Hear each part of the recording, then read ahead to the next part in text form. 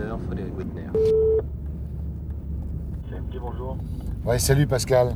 Tu peux m'appeler la météo dans les Alpes là? D'accord. Parce que j'attends 3 camions là. Et tu me rappelles aussi sec dans ma voiture? Ok. Paramètre très important dans notre métier, 3 problèmes. Phase 1, le vent. Si nous avons du vent, on ne peut pas manutentionner et décharger nos camions. Phase 2, la pluie. S'il pleut trop, bien, on ne peut pas travailler. Et troisièmement, notre usine étant dans les Alpes, s'il neige, on ne peut pas livrer les armatures sur le chantier car les camions ne peuvent pas passer les cols. À 1,82 m. Oui, alors donc tu vois, tu le soulèves et tu me fous des huiles de sang. La vérité, le métier d'armaturier, c'est le squelette qu'il y a dans le béton pour tenir le béton. Parce qu'autrement, sans armature, le béton ne tiendrait pas. Donc on fait des quadrillages ou des immenses toiles d'araignée dans le béton. Et ensuite, une fois que nous avons terminé, on coule le béton dessus.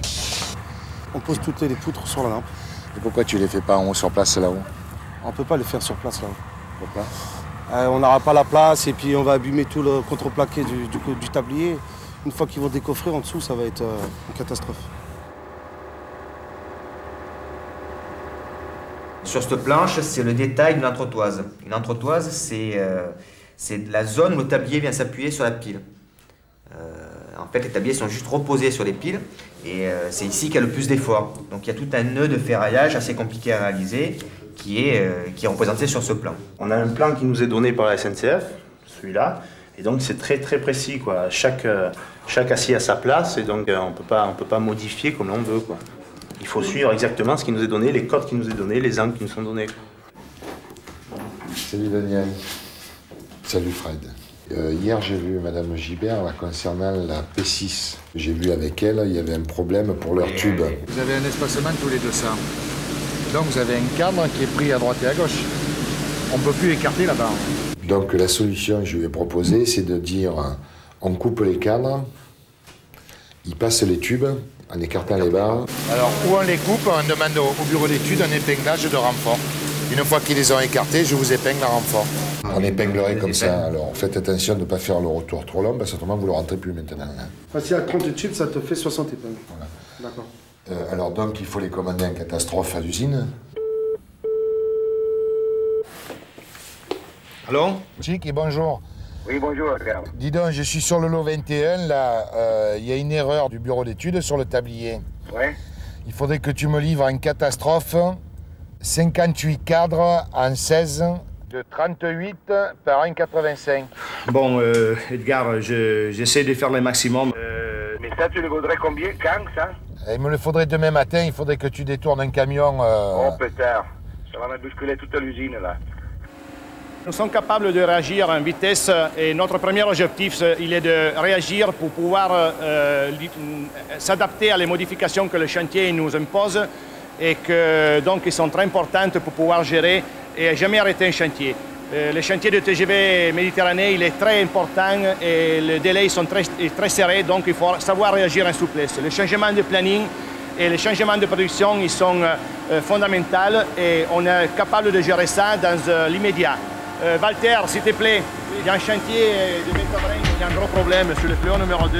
Il faudrait arriver à livrer ça.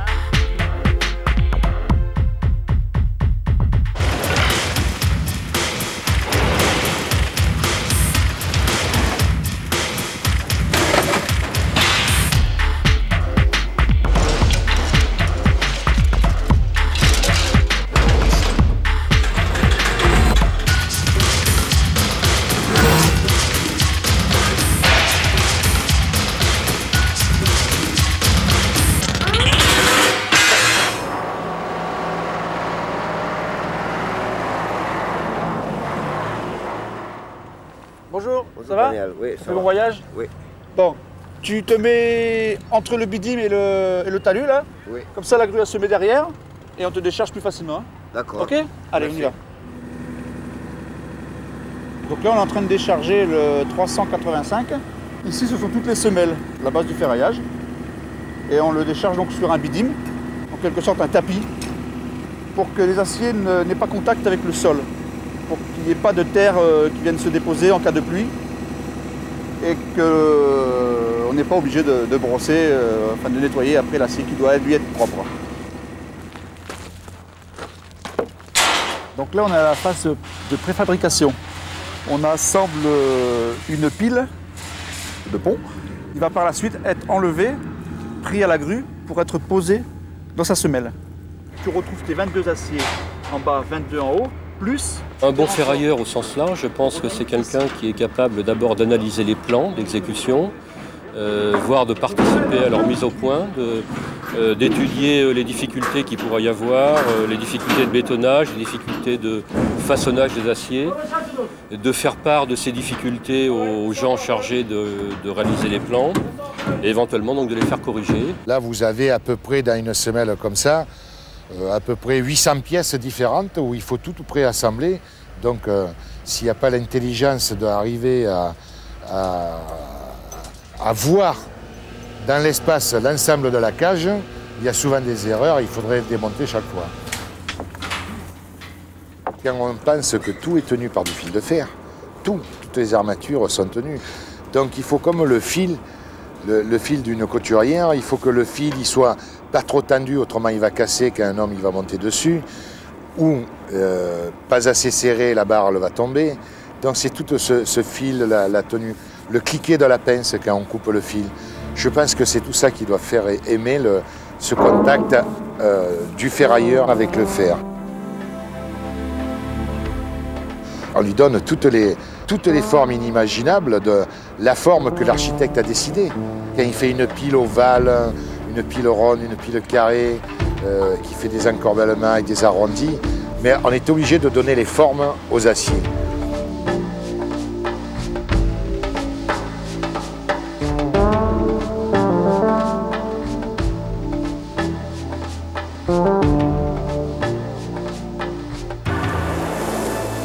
On fait souvent des brochettes, sardinades comme on appelle dans le midi.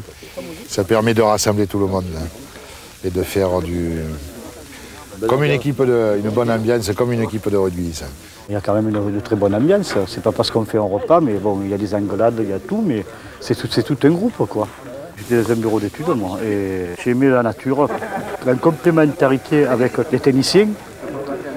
Et cette vie active que nous avons. C'est surtout l'amour du métier parce que quand on voit des belles armatures terminées, ça fait vraiment plaisir. On est des sculpteurs de l'acier, oui. Non, ça c'est vrai. Et notre patron avait trouvé un très beau tableau qui disait que c'est pas la perle, mais c'est le fil qui représente le collier.